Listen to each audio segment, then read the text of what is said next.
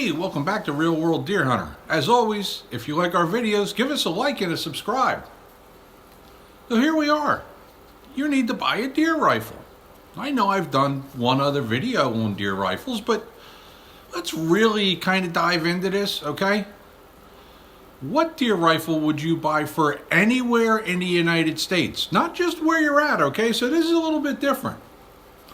If I had to buy one of 5 different rifles, okay, and this is calibers, not models, makes, or actions, or anything like that, barrel lengths. Let's not even dive into that. That stuff's really personal, okay? 5 different calibers that no matter where you went in the United States hunting, your butt wouldn't pucker when you found out how long or short the shot was, okay? Let's look at it like that. So, first I'm going to give an honorable mention, okay? Honorable mention goes to the 6.5 Creedmoor. It's kind of a new kid on the block. It's done really well, but there's a few hang-ups with it. It's got a bad reputation, and a lot of people don't want you hunting with it if you're going on a guide trip. A lot of guys really complain about it. Nothing wrong with a 6.5 Creedmoor. It'll definitely kill a deer. It's killed elk and stuff like that. But still new kid on the block, and let's call it non-proven. Okay, let's look at the criteria. Got to be readily available. Got to be a non-magnum cartridge, okay, non-magnum. Okay, so just about anybody can handle it. And it's got to be good for deers. So that's it. It's pretty simple. Okay? Some of you might be surprised, but I think a lot of you are going to agree with the group of the top 5, okay? And we'll talk about some of their pluses and minuses. Number 5, it's going to be the 30-06. Now, a lot of guys shoot a 30-06, okay? Great rifle. I shot one as a kid. The upsides, ammo's readily available.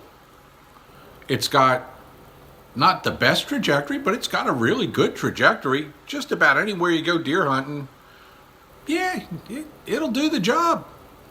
If you're with a group of guys or with yourself or with a guide or whatever, nobody's going to look at it and go, you really brought that on this hunt, okay? Here's the only downfall of the 30-06. Of all the rifles I picked, it's got the heaviest recoil.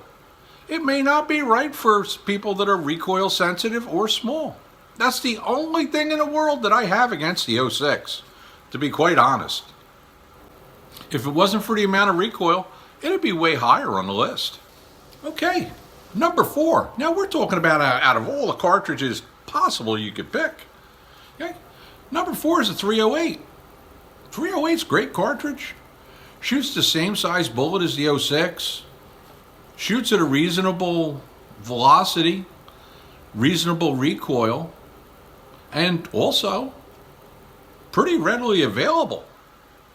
So there's nothing in the world wrong with the 308. Here's the only thing that you give up with the 308. You're giving up a little bit on long range trajectory. That's it. I mean, even at 300 yards, steady rest and a good shooter should be a dead deer.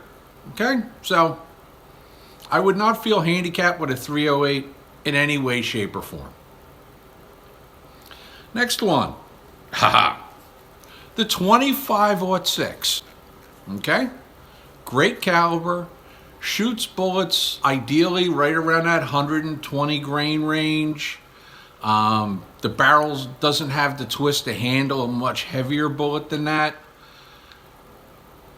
Great deer rifle. My dad used a 25-06 most of his life, and I don't know many other people that piled up deer like he did in the old days, okay? He shot a lot of deer with it, and they really didn't move far. Let's talk about the downsides of the 06, because they're minor at best, okay? So while the cartridge is readily available, has middle of the road recoil, not bad at all, really.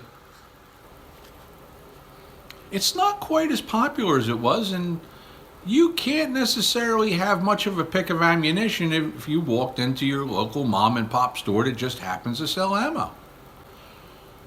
In a lot of areas, you can pick it up at a Walmart or, like one of those bigger box outdoor stores, but 2506 just is not as popular as it used to be.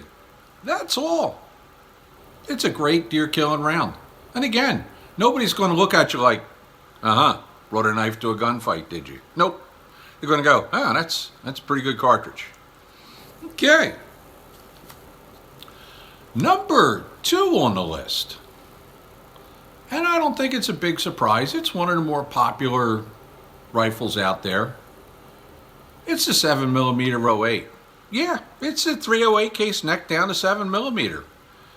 And instead of shooting that short, stubby 308 150 grain bullet, the most popular load in that is actually a 140 grain, 139. Depends on the brand, okay?